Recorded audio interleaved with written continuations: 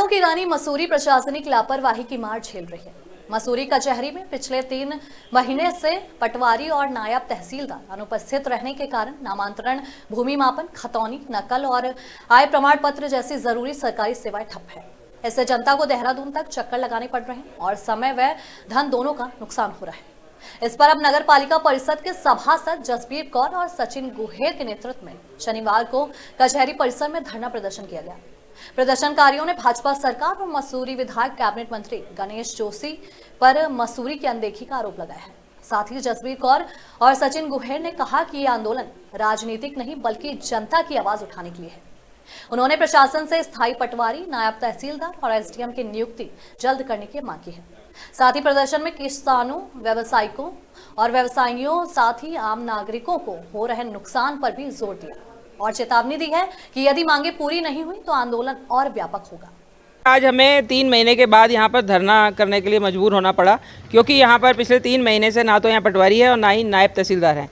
कचहरी नाम मात्र की रह गई है। यहाँ पर सिर्फ हमारे नायब नाजिर और चपरासी और होमगार्ड ही बेचारे मिलते हैं हमें, और जब भी यहाँ पर आके पूछा जाए तो वो पटवारी नहीं आए। पिछले 3 माह से यहाँ पर पटवारी नहीं आ रहा और लोगों के कागज़ इतने ढेर के ढेर यहाँ चट्टे लगे हुए हैं, क्योंकि इस समय एडमिशन का टाइम है। गौरा देवी कन्या धन के फॉर्म भरे जाने हैं, आय प्रमाण पत्र चाहिए, स्थायी निवास चाहिए, किसी को वारिसान चाहिए, किसी को और तरह के पेपर चाहिए। तो पटवारी यहाँ आ ही नहीं रहा और ना इतनी उनकी हटता देखिए कि वो फ़ोन भी नहीं उठाते।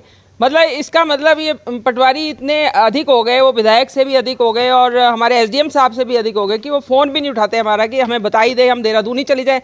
अभी पिछले दिनों किसी लेडी को वारिसान बनाना था, उसने 10 फ़ोन कर दिए परंतु उन्होंने नहीं उठाया और वो मिलते ही नहीं है। पहले तो चलो ये होता था मजबूर होकर इंसान को देहरादून जाके उनसे कागज़ लिखवा के ले आओ, परंतु अब वो फ़ोन भी नहीं उठा रहे हैं। और दूसरी बात ये, यहाँ पर अभी जो बच्चों के ये आपदा आई थी, आपदा में लोगों की एप्लीकेशन यहाँ पड़ी है, किसी की दीवार गिरी है, किसी का घर गिरा हुआ, किसी का पुस्ता गिरा हुआ है, तो वो पटवारी आके ही उसका मुआयना करेगा और पटवारी जो है वो आ ही नहीं रहे और जनता भी परेशान है। क्योंकि जनता को एक बार हो जाए कि भाई तुमने यहाँ पर इसका मुआवजा मिलना है कि नहीं मिलना, तो इसलिए जनता बहुत परेशान है और उनके जनप्रतिनिधि होने के नाते जो है हमें ये यहाँ पर ये धरना देना पड़ रहा है आज। मैंने आपको पहले भी बताया, ये सरकार घोषणाओं और जुमलेबाजी की सरकार है।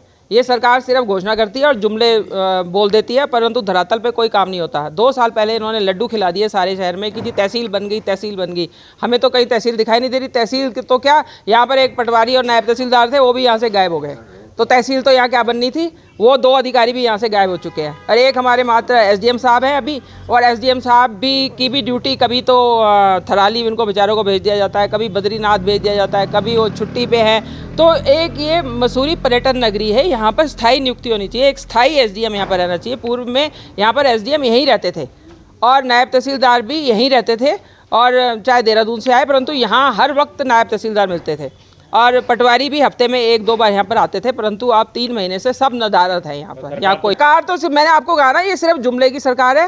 हाँ बिल्कुल है। देखिए, जब तक ये अगर अधिकारी यहाँ मौजूद नहीं होंगे जिनके लिए इनका यहाँ पे नियुक्ति हुई है, जिस काम के लिए इनको रखा गया है, अगर वही काम समय से नहीं होंगे तो फिर क्यों करना है ऐसे अधिकारियों का ट्रांसफ़र कीजिए, जहाँ पे ये 15 महीने में, साल भर में, 5 साल में वहाँ जाएं और कोई बोलने वाला ना हो। ऐसी जगह इनके तबादले कर दीजिए। अगर मसूरी है तो मसूरी का प्रत्येक आदमी का काम कराना हर एक नागरिक का कर्तव्य है, और जनता ने जिन्हें चुन के भेजा है उनको भी कहीं ना कहीं कठिनाइयों का सामना करना पड़ रहा है। क्योंकि काम कैसे होंगे, आप ही बताएं काम कैसे होंगे।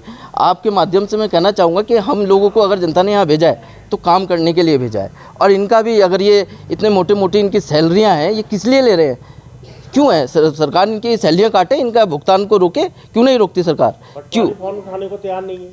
तो ये तो देखिए ना कितना, ये मुझे लगता है ये किसी ना किसी भ्रष्टाचार को कहीं बैठ के अंजाम दे रहे होंगे। इसलिए हम जैसे यहाँ लोगों के फ़ोन भी नहीं उठा रहे, जनप्रतिनिधियों के फ़ोन नहीं उठा रहे, तो सोचिए इनका सम्मान किस लेजे का होगा और कितनी बड़ी इनकी पकड़ होगी कि ये यहाँ के जनप्रतिनिधियों के फ़ोन तक नहीं उठा रहे। इनका किसी चीज़ का कोई खौफ नहीं है। अरे भाई, अगर ये लोकतंत्र है और लोकतंत्र की बात करें तो प्रत्येक अधिकारी का ये फ़र्ज़ बनता है कि वो आम आदमी का भी, चाहे वो किसी भी निम्न तबके का क्यों ना हो, उसका फ़ोन उठना चाहिए। क्या पता वो किस हालात में आपको फ़ोन कर रहा हो, किस